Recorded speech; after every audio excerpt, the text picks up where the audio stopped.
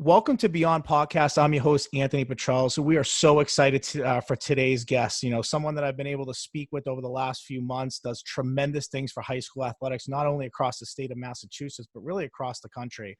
We're really excited to kind of hear that avenue of high school sports a little bit and how, this person and his company are able to really raise funds and money for programs to be able to sustain themselves over a long period of time. So we're really excited about that. So from Gold Athletics today, the national director of SEALs, ladies and gentlemen, Matt Ross. Thank you, Anthony. Appreciate you having me on, and love what you're doing with the podcast. And it's great to see that you're getting all the different sports and talking to all the different teams in the area. So big fan, and I appreciate you having me on.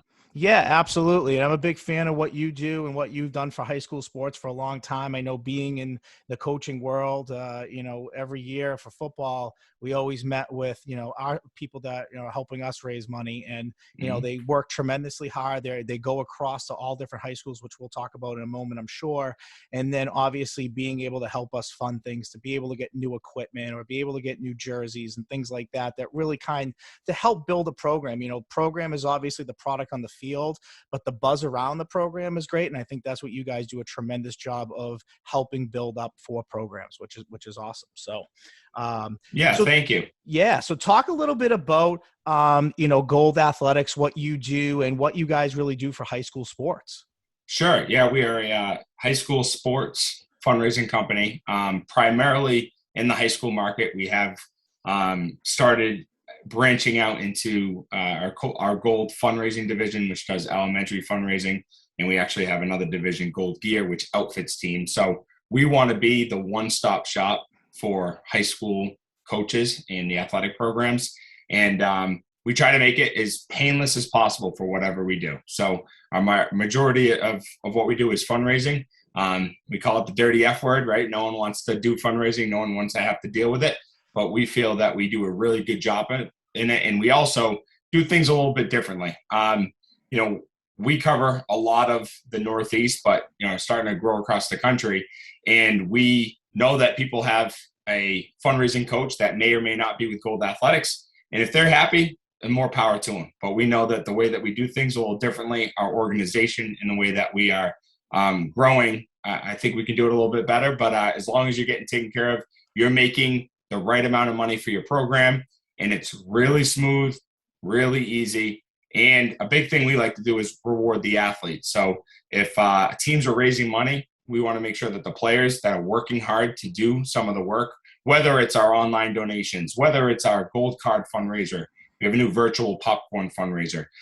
We want to reward them and take care of them so that when the fundraiser is over and they're getting all of the Under Armour or Nike or the bucket hats that we do, they're getting all that gear and swag that they're getting taken care of. It's an enjoyable experience for them, and coach doesn't have to do anything. He concentrates on coaching, and we like to kind of take it off his plate. Yeah. And I remember, coaching, the fun things we used to do with that, the staff would get really involved in it too. We draft teams and, each coach had a team and they really motivated their kids. And if you got certain things by certain dates, you didn't have to do conditioning or you didn't have to do certain things. So the good old conditioning pass. Yeah. Oh my God. Talk about Willy Wonka's golden ticket. Holy moly. You mentioned that there. All of a sudden, every kid is coming in the next day with the exact amount of cards that they needed to sell to get out of conditioning. So it's funny. We just kicked off North Attleboro yesterday, and Coach Johnson there does the Beast program where they have to do the Beasts running up the hill, and every 10 cards they sell, they get 2 Beasts off. They get a Beast bank so they can use it when they want, and they want to get out of it. So it's a great motivator. I mean, we do Nike and Under Armour gear, but I don't think anything touches that, Yeah, I'm telling you, it's something about conditioning, especially your linemen. All of a sudden, your linemen are the best salesman. It's unreal. It's unreal. Absolutely. So you mentioned, a school that you work with. What are some other schools that you either maybe just started currently working with or places that you've worked with for a long time or coaches that you've worked with for a long time that you really helped their programs out over the years?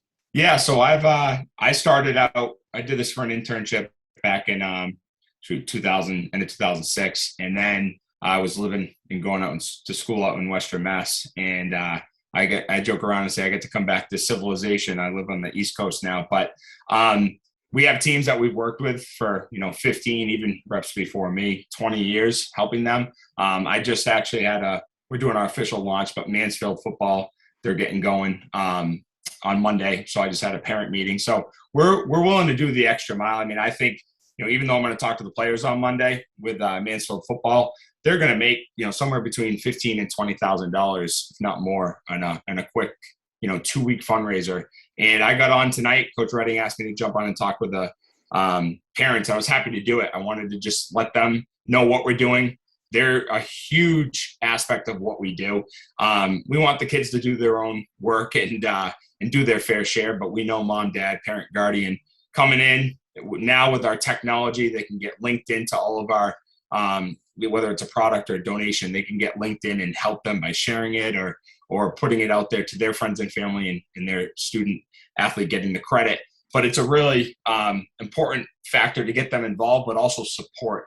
And anyone that hides behind, not wanting to answer the coaches or your parents or everything else is going to have issues on the back end without just addressing anything that needs to be addressed from the front, But we have teams that have made hundreds of thousands of dollars working with us. And there's nothing better than being able to go there year after year. We don't just show up, in August every year. We sponsor the Mass High School Coaches Association. We sponsor the clinics, the Northeast 7-on-7, which you mentioned earlier. We like to be involved in the community, but we also like to show up and see our coaches throughout the entire off season as well. And, I say I got it pretty made. I get to work with high school football and all athletic coaches for a living. So it's a pretty good gig. Yeah, absolutely. And so 15, 20,000, I mean, is that on average what you typically think you could raise for a program? What's some of the bigger numbers that maybe you've had over the years of how much you're able to really help programs out? Yeah, so it all depends on your roster size. I mean, that obviously is a big part of it. It also depends on the demographics of the town that you live in, the strength of the program, and really a lot of it comes down to the strength of the coach. So I just have a small school I actually kicked off earlier, Old Colony High School, and Coach Mendes over there, he only has, somewhere between, depending on the season, 40 and 50-something kids. And they're going to make well over 20-something thousand this year with the fundraisers that we ran. And that's a really small program compared to, you sometimes get these teams. We have reps down in Maryland and in Virginia or whatnot, where they might have, a 160-man football team. We have some big ones up here, but we don't normally get to that size. But it's all about the effort put in. If I'm working hard, coach is pushing and promoting it, it's something enjoyable that the team like, we can easily get them to that $10, $15, $25, $30,000 mark. Wow. And just speaking from a football program alone, the things you could do with that type of money as far as equipment goes and technology goes, and just even Huddle alone, like, your Huddle Pass and what features you can get on it. I mean, we did really good fundraising my first year there, and we were able to buy that package on Huddle the next year. And let me tell you, statistically, things that you can look up just because you have an extra $1,000, the advantage that it gives you in scouting an opponent, understanding an opponent, that's what fundraising does. It gives you that capability of getting things that can help your program do really well for a long period of time, not just on the short term, but most certainly the long term as well. Yeah, and we always we'll tell coaches. I mean, I have some coaches that have really good booster programs and they don't have to do much. And I sometimes have to get it out of them. Coach, he's like, I don't need money. Oh, really?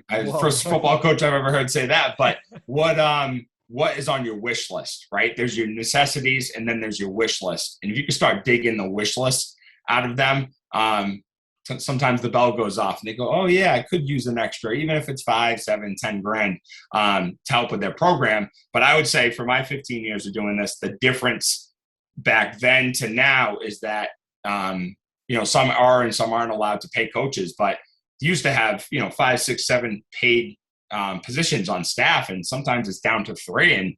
And you got guys that, they'll gladly volunteer their time, and they're not making $1 million helping out, of course, but even just to throw them $500 to help through the season, it means a lot to them. And it pays for their gas coming there and back for the 4 months, Yeah, and it shows value, right? At the end of the day, they feel value that you're able to say, hey, this fundraising is not just about buying stuff for the program, but also supporting these coaches that are, volunteering their time. And in football, if you got paid by the hour, you'd be making astronomical amount of money. But in this sport, Yep. by the hour is pennies, for the amount of hours that Yep. you put into it. So you're absolutely right with that. And I think that's also an aspect of it that is great as well.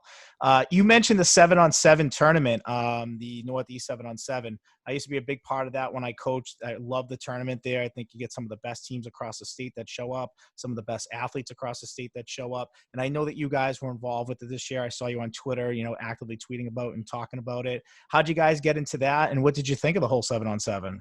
Oh yeah, we've been doing it for quite a few years now. Yeah. Steve Dembowski's a client and a great friend, and he does an awesome job. And I don't just say that because we're the title sponsor and we help out, but just going there, I go to some of the regionals, specifically the South Regional, and going there and seeing the competition, and seeing the players on 5 different fields spread across whatever facility that they're at each and every year.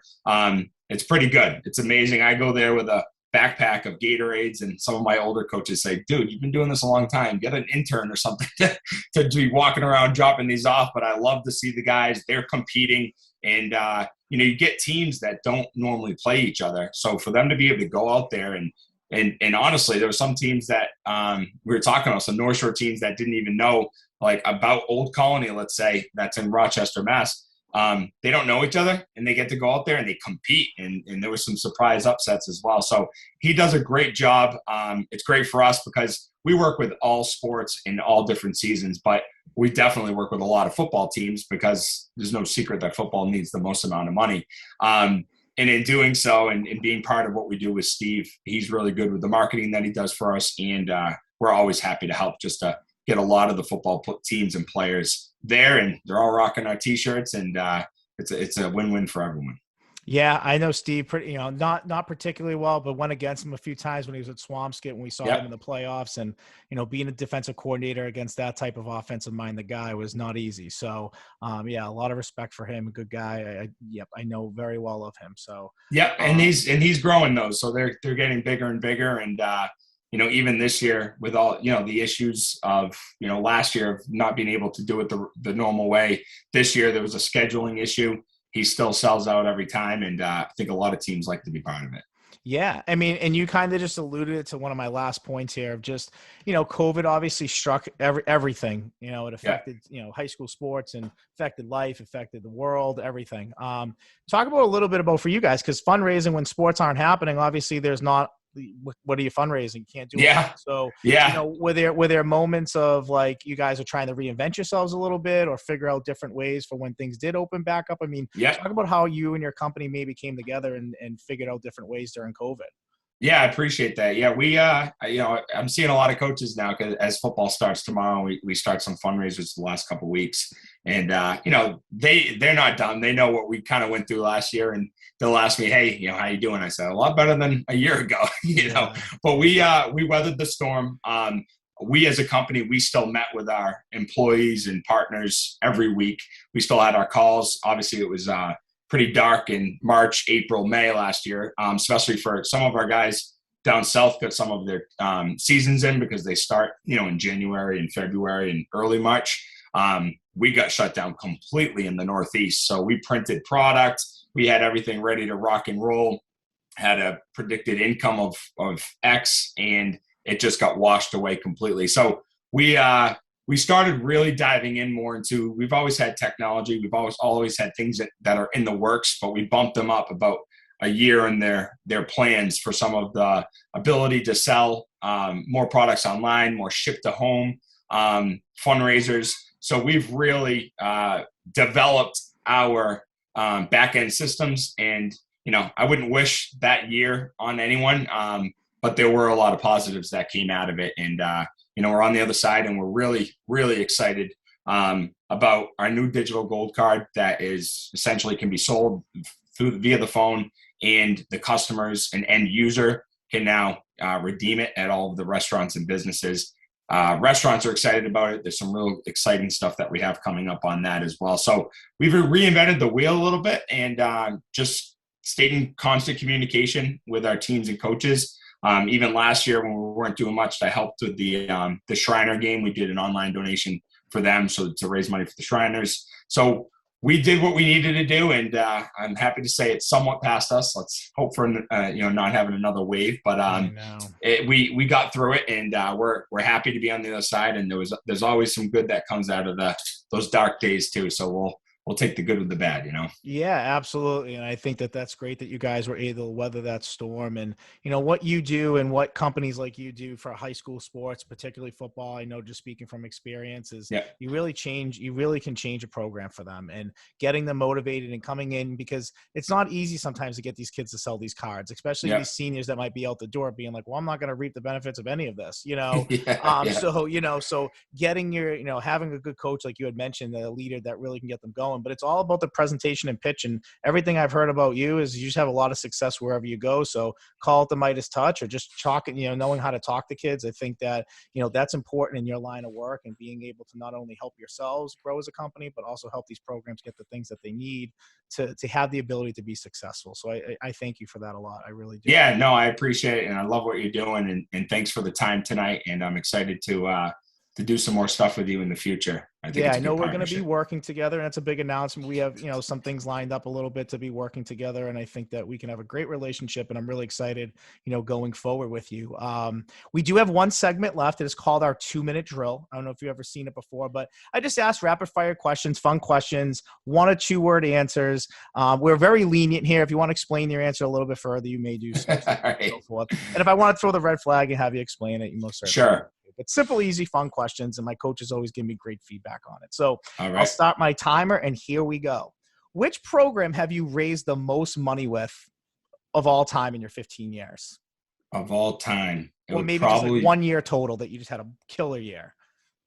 yeah, I would say Bridgewater Raynham football, right around $50,000. Oof, wow. Okay. Week 4 in the NFL, we have Belichick versus Brady. Who are you going with? Oh, I'm going to vote for Belichick, but I'm going to say Belichick. Do it both. Okay. All right. I love it. So, when you're about to make a big pitch or sell yourself to a program, so on and so forth, what's one song, if you had the ability to turn it on right before you went in there to get you all juiced up, what would be the song you turn on? Oh, if I have to go old school, I'd have to say something with Tupac. But let's cut that part out though, I love it. Okay. Last question I'll ask you. We'll cut it a little short here, but last question I'll ask you is, what is your number one goal this year as far as like a quota or money to hit? What is something that would be a tremendous goal for you that you'd be like, yep, we had a great, tough COVID, but a great follow-up from COVID? Yeah, I think never mind the entire company, but just me and a few of the reps in Massachusetts, we should be able to raise over $1 million for high school athletics for this upcoming fall. So excited about that, and starts tomorrow. So yeah, and that's great. I'm really glad that I know once football season starts, because it starts a little bit earlier than most fall sports, you are just nonstop. You are nonstop for like 3 or 4 weeks. yeah. You're just visiting schools, talking. You probably feel like you do the same thing a zillion times. But, again, like I said to you at the top, and I said to you at the end of our conversation, as a former coach, I appreciate the work that you do, the care that you put into high school athletics, and what you're able to do, help them going forward. So I really, again, thank you for that. You survived the 2-minute drill. And, awesome. No, I appreciate you having me, and I appreciate any of the coaches that we currently work with and or will potentially work with in the future. They're the reason that they got a gig, and I love every second of it. So appreciate you and appreciate what you do with all the coaches on your podcast. Yeah, absolutely. Awesome. All right. So from Beyond Podcast, I'm your host, Anthony Petrellis, Matt Ross, Gold Athletics. Till next time.